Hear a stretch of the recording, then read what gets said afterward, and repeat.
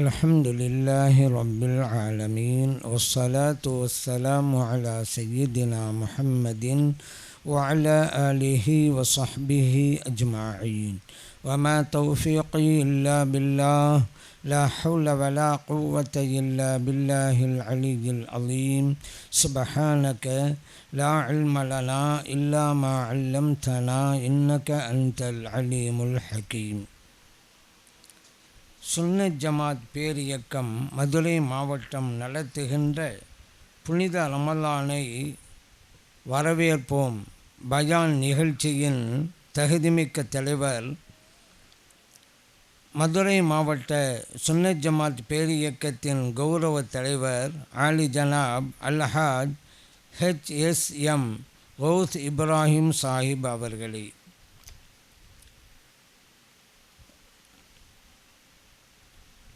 கராஅத்து ஓதி வாழ்த்துறையும் வழங்கிய மௌலானா மௌலவி ஷேக் அப்துல்லா மிஸ்பாஹி ஹலரத் அவர்களே, இறை கீதம் இசைத்த மௌலானா மௌலவி முஹம்மது யூசுப் பிலாலி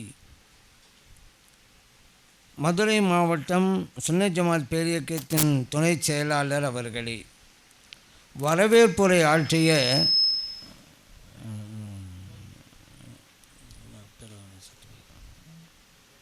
சுன்னத் ஜமாத் பேரியக்கத்தின் மதுரை மாவட்ட தலைவர் ஆல் ஜனாப் கே முகமது ரஃபீக் MBA அவர்களே,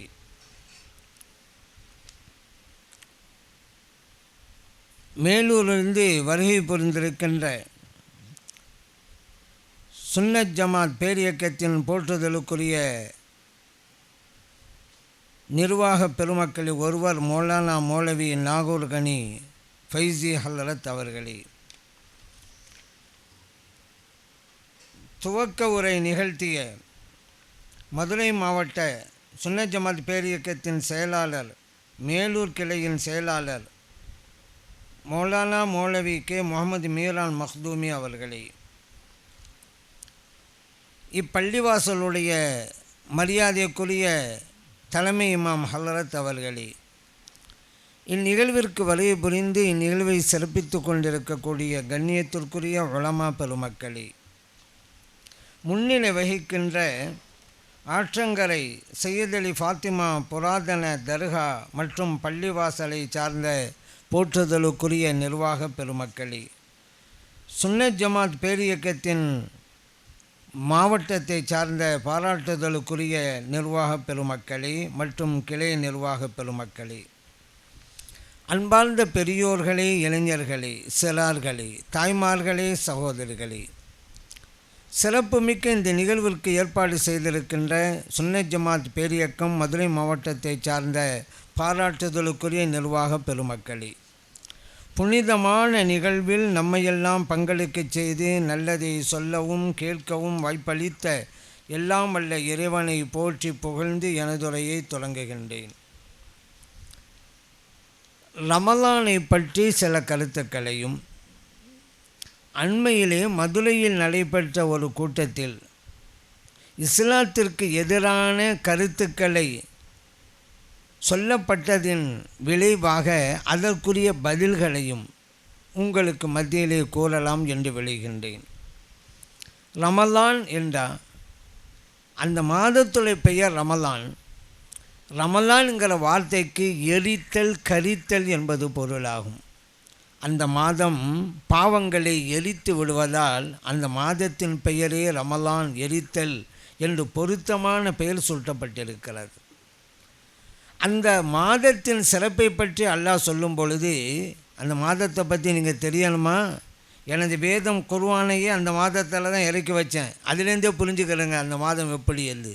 ஷஹ்ரு ரமலான் அல்லதி உன்சில ஃபீஹில் குர்ஆன், ரமலான் மாதத்தில் தான் குர்ஆன் வேதம் அருளப்பட்டது.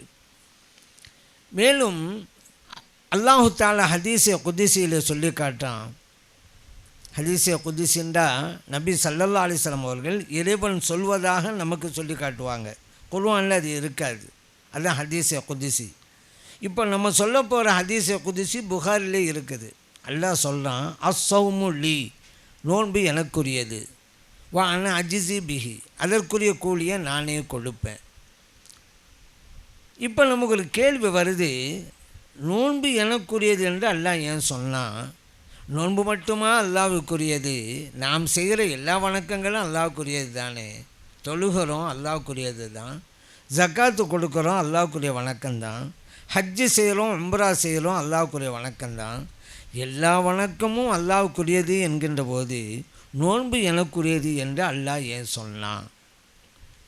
ரெண்டாவது கேள்வி, அந்த நோன்புக்குரிய கூலியை நானே தருவேன் என்று அல்லாஹ் சொல்கிறானே, நோன்புக்கு மட்டுமா அவன் கூலியை தரலாம்?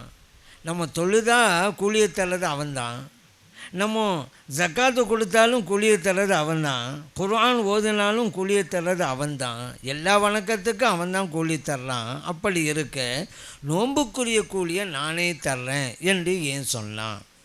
இதற்கு இமாம் கஸ்ஸாலி ரஹ்மத்துல்லாஹி அலைஹி அவர்கள் 2 காரணங்களை சொல்கிறாங்க.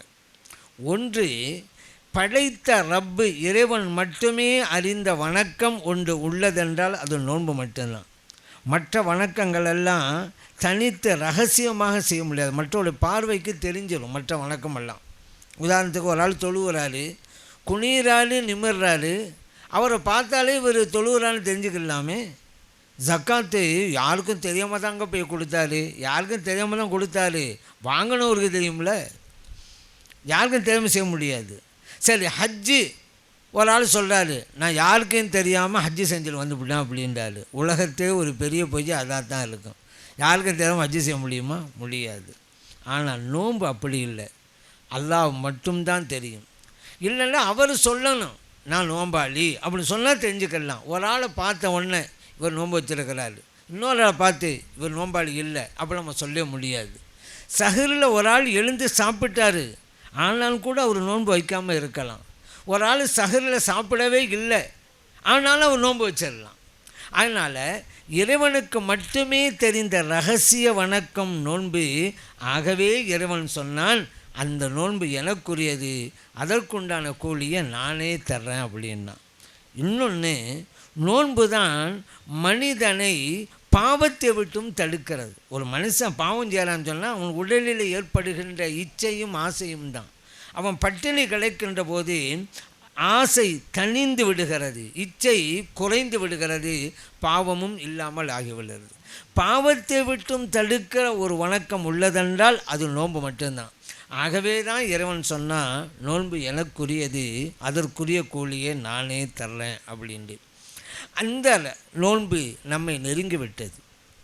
அந்த ரமலான் மாதத்தில் நாம் நோன்பு வைக்க வேண்டும். நபி ஸல்லல்லாஹு அலைஹி வஸல்லம் சொன்னாங்க, மன் ஸாம ஃபீ ரமலான் ஈமானன் வஹ்திஸாபன் குஃபிர லஹு மா தகத்தம மின் தம்பி. ஒருவர் ரமலான் மாதத்தில் நோன்பு வைத்தால் இஹ்லாஸான நீயத்தோடு, இதுக்கு முன்னால் சொல்லப்பட்டதல்லவா, எந்த வணக்கம் செஞ்சாலும் இஹ்லாஸ் இருக்கண்டே, இறை நம்பிக்கையோடும் நன்மை கிடைக்கும் என்கின்ற எதிர்பார்ப்போடும் ஒருவர் நோன்பு நோற்றால் அவருடைய பாவங்கள் எல்லாம் மன்னிக்கப்பட்டுவிடும். புகாரிலே பதிவு செய்யப்பட்ட ஹதீஸ். இப்போ ரமலான் இங்கே வர்ற காரணமே நம்முடைய பாவத்தை எல்லாம் அழித்து நம்மளை தூய்மைப்படுத்துறதுக்கு தான். அந்த ரமலான் மாதத்தில் 20 ரக்காத்துகள் நம்ம தராவியும் தொழுவோம், அதையும் தொழுவணும். நபி ஸல்லல்லாஹு அலைஹி வஸல்லம் சொன்னாங்க, மன் காம ஃபீ ரமலான் ஈமானன் வஹ்திஸாபன் குஃபிர லஹு மா தகத்தம மின் தம்பிஹி. ஒருவர் ரமலான் மாதத்தில் நின்று தொழுதா இறை நம்பிக்கையோடும் நன்மை கிடைக்கும் என்கின்ற எதிர்பார்ப்போடும் அவருடைய முன்பாவங்கள் எல்லாம் மன்னிக்கப்பட்டுவிடும். இந்த ஹதீஸும் புகாரிலாம் பதிவு செய்யப்பட்டிருக்கு. இப்போ ரமலான் மாதம் வர்றது நோக்கமே என்ன? நம்ம பாவங்களையெல்லாம் அழிச்சிட்டு நம்மளை புது மனிதராக உருவாக்கணும் அப்படிங்கிறனால தான். அதை நம்ம பயன்படுத்தி கொள்ளணும். 20 ரக்காத்துகள் நம்ம தொழுவோம்.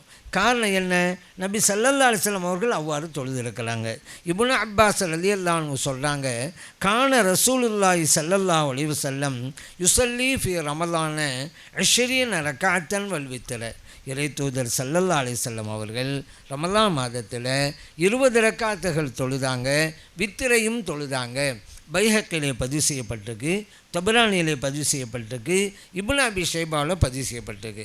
அதனால தான் நாமும் 20 ரக்காத்துகள் தொழுகிறோம். அதே போல் நபி ஸல்லல்லாஹு அலைஹி வஸல்லம் சொன்னாங்க, லி ஸாயிமி ஃபரஹத்தானி, நோன்பாளிக்கு 2 மகிழ்ச்சிகள் உண்டு. ஒன்று, நோன்பு துறக்கிற நேரத்தில் நோன்பாளி அலைகின்ற மகிழ்ச்சி ஒரு வகையான ஒரு இனம் புரியாத மகிழ்ச்சின்னு சொல்லலாம். ஒரு நோன்பு நோக்கத்தில் அது அவருக்கு மட்டும்தான் புரியாது அந்த மகிழ்ச்சி. அப்படிப்பட்ட ஒரு மகிழ்ச்சி ஒன்று இருக்குது. இன்னொன்று, நாளை மறுமையில் தன்னுடைய ரப்பை காணுகின்ற போது அடைகின்ற மகிழ்ச்சி என்று நபி ஸல்லல்லாஹு அலைஹி வஸல்லம் அவங்க சொன்னாங்க. அப்போ மறுமையிலே அல்லாஹ்வை காணும்போது அடைகின்ற மகிழ்ச்சி. அல்லாஹ்வை எங்கே பார்ப்போம் தெரியுமா? மறுமையில் சொர்க்கத்தில் தான். அப்படின்னா நோன்பாளி சொர்க்கத்துக்கு நிச்சயம் போவார் அப்படிங்கிறத இந்த ஹதீஸ் மூலம் நம்ம புரிந்து கொள்ளலாம். அடுத்து, நோன்பாளிகளை வரவேற்கிறதுக்குண்டே அல்லாஹ் ஒரு தனி வாசலையே அமைச்சு வச்சுருக்காங்க. பொதுவாக விஐபிகளெல்லாம் வரவேற்க தனி வாசல் வைப்பாங்கள்ல. நபி ஸல்லல்லாஹு அலைஹி சொல்கிறாங்க, மறுமையில் அல்லாஹ் அந்த சொர்க்கத்து வாசல்களில் ஒரு வாசல், ரய்யான் அப்படிங்கிற வாசல், அந்த வாசல் வழியாக நோன்பாளிகள் மட்டும்தான். நோன்பாளிகள் போன உடனே அந்த வாசல் மூடப்பட்டு விடும். மற்றவங்களும் அந்த வாசல் வழியாக இல்லை, வேறு வாசல் வழியாக போவாங்க. நோன்பாளிகளை வரவேற்கிறதுக்கென்று ஒரு பிரத்யேகமான வாசலை அல்லாஹ் தயார்படுத்தி வச்சுருக்கான்னு சொன்னால், நோன்பாளுடைய சிறப்பு, அவங்களுடைய மாண்பு என்ன அப்படிங்கிறத நம்ம புரிஞ்சு கொள்கிறோம். எந்த ஒரு வணக்கமாக இருந்தாலும் நிய்யத்து அவசியம். ஒமா உமிரு இல்லா லியஅ்புதுல்லாஹ முஹ்லிஸீன லஹுத்தீன். இதுக்கு முன்னால் பேசின ஹஸரத் அவங்க கூட சொல்லி காட்டினாங்க. அது என்ன? இஹ்லாஸான நிய்யத்தோடு நோன்பு வைப்பது. இன்னமல் அஅமாலு பின்னியாத். நபி ஸல்லல்லாஹு அலைஹி வஸல்லம் சொன்னாங்க, வணக்கங்கள் அனைத்தும் எண்ணங்களை பொறுத்தது தான். இது புகாரில் பதிவு செய்யப்பட்டிருக்கு. அந்த வகையில் தொழுகையோ நோன்போ ஜக்காத்தோ ஹஜ்ஜோ எல்லாத்துக்குமே நீயத்து அவசியங்க. அதனால் நாமும் நீயத்து வைக்கிறோம். அந்த நீயத்து வைக்கும் பொழுது நடைமுறையில் பார்த்தீங்களாக்கா, தமிழில் சொல்லும் பொழுது நாளை பிழிக்க அப்படின்னு தான் சொல்கிற வழக்கம் உண்டு. சில பேர் கேட்குறாங்க, என்னங்க நாளைங்கிறீங்க, அதான் நைட்டாகி போச்சுல. நைட்டு வந்துட்டாலே முஸ்லீம்களை பொறுத்த மட்டும் ஒரு நாளுடைய தொடக்கம். அப்போ அந்த இரவில் நம்ம இருக்கிறோம், அடுத்த பகலில் நோன்பு வைக்க போகிறோம். அப்போ இன்றுனாலும் சொல்லணும், நம்ம தான் மகரிபிலே நாள் ஸ்டார்ட் ஆகிடுச்சுல. அப்போ இன்று பிடிக்கிறதுனாலும் சொல்லணும், நீங்கள் நாளைங்கிறீங்க, அடுத்த நாளாக பிடிக்க போகிறீங்க அப்படின்னு சில பேர் கேட்பாங்க. நம்ம நாளை அப்படின்னு சொல்கிறது பகலில் பிடிக்கன்னு அர்த்தம். நாளைங்கிற வார்த்தைக்கு தமிழ் மொழியில் பகல் அப்படின்னு அர்த்தம் இருக்குது. பகலில் பிடிக்க, ஏன்னா நோன்பு நைட்டில் வைக்கிறது இல்லை, பகலில் தான், சுபுலேருந்து தான் ஸ்டார்ட் ஆகுது. அதனால் நாளை பிடிக்க அப்படி தான் சொல்லணும். இன்று பிடிக்கன்னு சொல்லக்கூடாது. இன்று பிடிக்கன்னு சொன்னால் தப்பாக போயிடும். ஏன் தெரியுமா? இன்று என்று சொல்லணும்னு வச்சுக்கிறோங்க, அது இரவையும் எடுக்கும் பகலையும் எடுக்கும். நோன்புங்கிறது பகலில் மட்டும்தான். ஒரு ஆள் இன்று பிடிக்கன்னு சொன்னால், நான் இரவிலும் நோன்பு வைக்கிறேன் பகலையும் நோன்பு வைக்கிறேன்னு வந்துடும். இது மாற்றமானது, அல்லாஹ் சொன்னதுக்கு மாற்றமானது. அல்லாஹ் பகலில் தான் நோன்பு வைக்க முடியாது சொல்கிறான். ஆகவே தான் நாளை பிடிக்கண்டா, பகலில் பிடிக்க. நம்ம இது வரைக்கும் சொல்லிக்கிட்டு வரோம் அல்லவா, அதுதான் கரெக்டாக அப்படிங்கிறத புரிஞ்சுக்கொள்ளணும். அதே போல் நோன்பு துறக்கிற நேரத்தில் துவா ஓதணும். நபி ஸல்லல்லாஹு அலைஹி வஸல்லம் அவர்கள் சொல்லித்தந்த துவா இருக்குது. அல்லாஹும்ம லக்க சும்து வ அலா ரிஸ்கிக அஃப்தர்து என்று நம்ம ஓதுகிறோம் அல்லவா, அந்த துவா ஓதணும். அதே போல் நபி ஸல்லல்லாஹு அலைஹி சொல்கிறாங்க, நீங்கள் நோன்பு துறக்கும்போது முதல் உணவாக பேரித்தம்பழமாக இருக்கட்டுங்கிறாங்க. பேரித்தம்பழத்தை கொண்டு தான் நோன்பு துறக்கணும். ஹஸரத்து நோன்பு பேரித்தம்பழம் கிடைக்கலையே என்ன செய்கிறது? நபி ஸல்லல்லாஹு அலைஹி சொல்கிறாங்க, கிடைக்கலையா தண்ணீரை கொண்டு நோன்பு துறங்க அப்படின்னு சொன்னாங்க. அதுக்கு பிறகு வடை பஜ்ஜி கஞ்சி அதெல்லாம் பிறகு சாப்பிட்டுக்கலாம். ஃபஸ்ட்டு நம்ம நோம்பாளிக்கு முதலாக உள்ளே போகிற உணவு பேரித்தம்பழமாக இருக்கட்டும், இல்லைண்டா தண்ணியாக இருக்கட்டும், அதுக்கு பிறகு மற்றது. நபி ஸல்லல்லாஹு அலைஹி வஸல்லம் இந்த மாதிரி தான் சொல்லி தந்தாங்க. அதே போல் சஹரு நேரத்தில் ஹஸரத்து சொன்ன மாதிரி கடைசி நேரம் வரைக்கும் இல்லாமல் ஒரு 1/4 மணி நேரம், பாங்கு சொல்கிறதுக்கு 1/4 மணி நேரத்துக்கு முன்னாலே நிப்பாட்டிக்கிறேங்க. பாங்கு சொல்கிற வரைக்கும் நேரம் இருக்குது, ஆனால் இருந்தாலும் ஒரு 10 நிமிடம் அதில் 1/4 மணி நேரம் முன்னாடி நிப்பாட்டிக்கிறணும். ஏன்னா ஸெய்து இப்னு சாபித் ரலியல்லாஹு சொல்கிறாங்க, நபி ஸல்லல்லாஹு அலைஹி வஸல்லம் அவர்களோடு சஹர் உணவு உண்டுட்டு நாங்கள் சுபு தொழுகைக்கு போனோம். அப்படியா? நீங்கள் சஹர் உணவு சாப்பிட்டதுக்கும் தொழுகைக்கு போனீங்கள்ல அதுக்கும் எவ்வளோ நேரம் இடைவெளி இருந்தது? 50 ஆயத்தன், 50 ஆயத்து ஓதுனா எவ்வளோ நேரம் இருக்கும்? அவ்வளோ நேரம் இருந்துச்சு அப்படிங்கிறாங்க. புகாரில் பதிவு செய்யப்பட்ட ஹதீஸ். 50 ஆயத்தை ஓதுறதுங்கிறது தான் ஒரு 1/4 மணி நேரம். அப்போ 1/4 மணி நேரத்துக்கு முன்னாலே நிறுத்தி கொள்வது நல்லது அப்படிங்க புரிஞ்சுக்கொள்ளணும். அதே போல் எது வரைக்கும் நேரம் இருக்குன்னு சொன்னோம்? சுபுடைய நேரம் வரைக்கும். ஏன்னா அல்லாஹ் தஆலா குர்ஆனில் குலு வஷ்ரபு ஹத்தா யதபையன லக்குமுல் ஹைத்துல் அபியது மினல் ஹைத்துல் அஸ்வதி மினல் ஃபஜ்ரி, உண்ணுங்கள் பருகுங்கள், கருப்பு கயிறிலிருந்து வெள்ளை கயிறு தெரிகின்ற வரைக்கும். அப்படின்னு அர்த்தம், இருள் அகன்று வைகரை தெரிகின்ற வரைக்கும். அந்த வைகரை நேரங்கிறது தான் சுபுடைய நேரம். அந்த சுபுல நேரம் வரைக்கும். அப்போ சுபுல நேரம் வரைக்கும் தான் சாப்பிட்டுக்கிட்டே இருக்கணும். பாங்க சொல்லிட்டாங்க, வாயில் இருக்கிறதையும் கீழே துப்பிடணும். வாய் வைக்கும் வந்துடுச்சு, அதை மட்டும் முழுங்கிக்கணும்னு சொன்னால் நோன்பு கூடாமல் போயிடும். தண்ணி குடிச்சிக்கிட்டே இருக்கிறீங்க, பாங்க சொல்லிட்டாங்கன்னு வைங்க, வாயில் தண்ணி இருந்தாலும் துப்பிடுங்க. அதை வாயில் தான் இருந்துச்சு அப்படின்னு சொல்லி அதை முழுங்கினீங்களாக்கா நோன்பு கூட போயிடும். ஏன்னா அந்த டைம் வந்துடலாம், அது பேர் எதுவுமே உள்ளே போகக்கூடாது அப்படிங்கிற சட்டத்தை நம்ம புரிஞ்சுக்கொள்வோம். அல்லாஹு தஆலா இந்த நோம்பை நமக்கு தந்ததுடைய நோக்கமே தக்குவா, இறையச்சம் பெறணும் அப்படிங்கிற ஒரே காரணத்தை தான். லஅல்லக்கும் தத்தகூன் என்று அல்லாஹ் சொல்லலாம். இறையச்சம் உள்ளவர்களாக நீங்கள் ஆகணும் அப்படிங்கிறது தான். இறையச்சம் கூட பாருங்களேன், சாதாரணமாக ரமலான் மாதத்தில் இறையச்சம்ங்கிறது எல்லா நோன்பாளிகள்ட்டையும் இருக்குங்க. ஒரு ஆள் நோன்பாளி வீட்டில் இருக்கிறாரு, அவருக்கு பசிக்குது, வீட்டில் சாப்பாடும் இருக்குது, வீட்டில் யாரும் இல்லை, எல்லாம் வெளியே போயிட்டாங்க. இவர் நினச்சா சாப்பிட்லாம், யாருக்கும் தெரியாது. ஆனால் சாப்பிடுவாரா? சாப்பிட மாட்டேங்கிற. யாரு தான் இல்லையங்க, சாப்பிடுங்க அப்படின்டா. யாரும் பார்க்க விட்டேன்னா அல்லா பார்க்குறான்ல, நான் சாப்பிட மாட்டேன்டுவார். அதே போல் தண்ணி தாகம் இருக்குது, வீட்டில் நல்ல குளிர்பானம் இருக்குது, தண்ணியெல்லாம் இருக்குது. இவர் குளித்தாலும் யாருக்கும் தெரியாது, வீட்டில் யாரும் இல்லைன்னு வச்சுக்கிறோங்க. ஆனால் குடிக்க மாட்டேங்கிறாருல்ல, யாரும் இல்லை தான் குளிங்க அப்படின்னா அல்லா பார்க்குறான்ல. அப்போ தக்குவா வந்துச்சு பாருங்கள். அந்த தக்குவா கண்டினியூ ஆகணும், அதோடு நிப்பாட்டாமல். இப்போ தான் நோன்பாளிகளும் மற்றும் யோசிக்கணும், அல்லா அனுமதித்ததையே நம்ம சாப்பிடல. சோறு திங்கிற கூடும் தான், ஆனால் சாப்பிட மாட்டேங்கிறோம் பகல் நோன்பு காலத்தை. ஏன் அல்லா தடுத்துறக்கெல்லாம் சாப்பிட மாட்டேங்கிறோம். தண்ணி குடிக்கலாம், ஜாயிஸ் ஹலாலான பொருள் தான், ஆனால் நம்ம குடிக்க மாட்டேங்கிறோம். ஏன் அல்லா தடுத்துட்டான்ல. இப்போ தான் மார்க்கம் சொல்லுது, மனிதனே மார்க்கத்தில் ஆகுமான உணவை கூட நீ சாப்பிடாமல் இருந்த, மார்க்கத்தில் ஆகுமான தண்ணீரை கூட நீ குடிக்காமல் இருந்த. ஏன் அல்லா தடுத்துட்டான்ண்டு அப்படின்னு சொன்னால், அல்லா தடுத்த ஹராமான உணவை நீ சாப்பிடலாமா? ஹலாலையே விட்டுட்டியாப்பா. அப்போ அல்லா தடுத்த பானத்தை நீ குடிக்கலாமா? அல்லா தடுத்த ஆகமாக்கி தந்த தண்ணீரே குடிக்க மாட்டேன்ட்டியல்ல, அல்லா தடுத்தலாம் குடிக்க மாட்டேன்ட்டியல்ல. அப்போ அல்லா தடுத்த ஹராமை எப்படி குடிப்ப நீ? அப்படி ஒரு ட்ரைனிங் கொடுக்குற அற்புதமான மாதம்தான் இந்த ரமலான் மாதம். அந்த ரமலானை நாம் அனைவரும் அழகிய முறையிலே பயன்படுத்தி கொள்ள வேண்டும். அல்லாஹ் அத்தகைய நல்ல தௌஃபீக்கை நமது அனைவருக்கும் வழங்கியருள்வானாக. ஆமீன். அல்ஹம்துலில்லாஹி ரப்பில் ஆலமீன்.